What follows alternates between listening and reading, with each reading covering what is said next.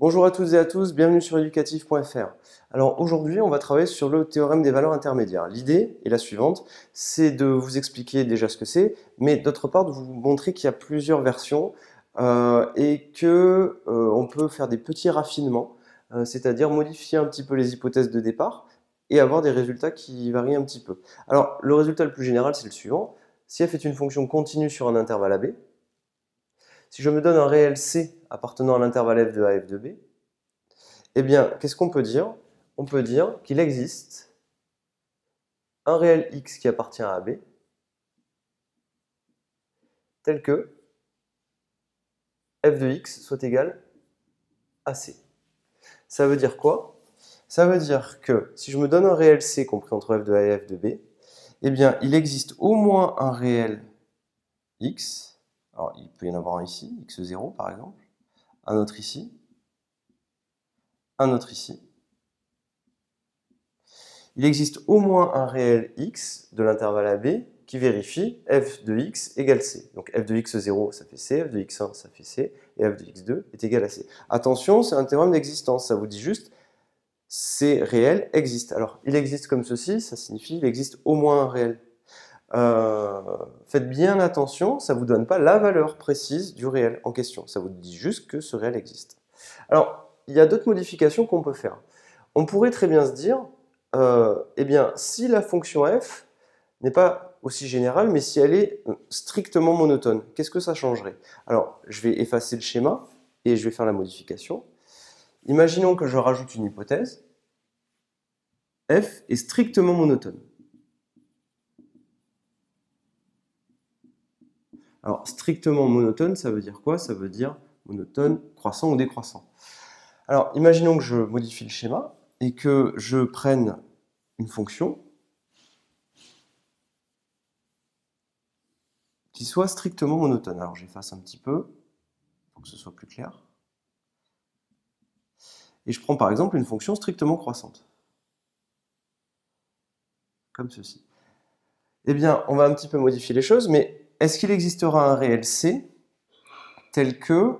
pardon, pas un réel C, mais est-ce qu'il existera un réel X tel que f de X soit égal à C? Eh bien, en effet, oui. Vous pouvez le trouver ici, par exemple.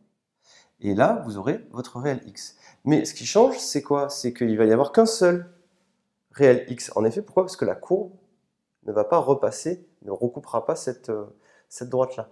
Donc, les choses vont être un petit peu modifiées. Si vous rajoutez cette hypothèse, si f est strictement monotone, eh bien, combien de réels vous pouvez trouver? Qu'un seul.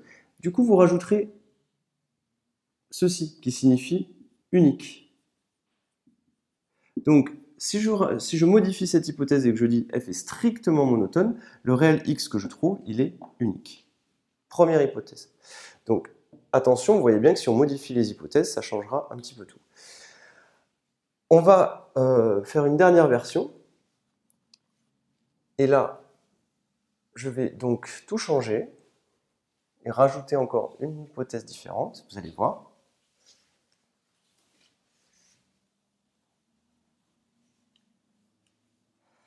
Alors, j'efface un petit peu.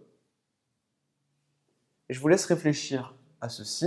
Si je rajoute f de A, f de B, le produit négatif, qu'est-ce que ça change? Donc, on se donne une fonction f continue. On dit que C est un réel qui appartient à l'intervalle f de A, f de B. Et on dit que le produit f de A, f de B est négatif. Ça veut dire que si un produit de deux nombres est négatif, c'est-à-dire que forcément, il y en a un qui est positif et un qui est négatif. D'accord?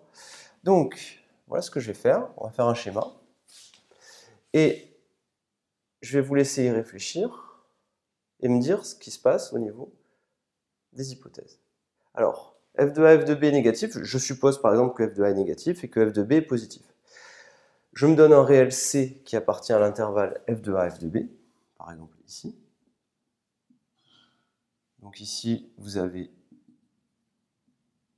f de B. Ici, vous avez f de A. Et là, je peux construire ma fonction.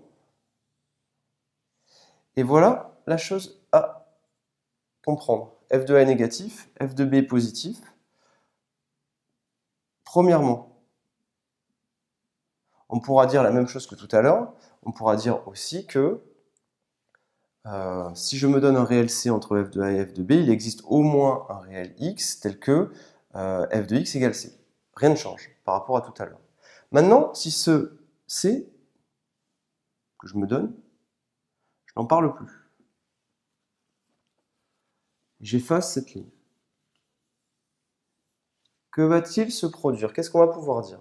Eh bien, si vous avez une fonction f qui est continue, sur un intervalle AB, avec f de A, f de B négatif,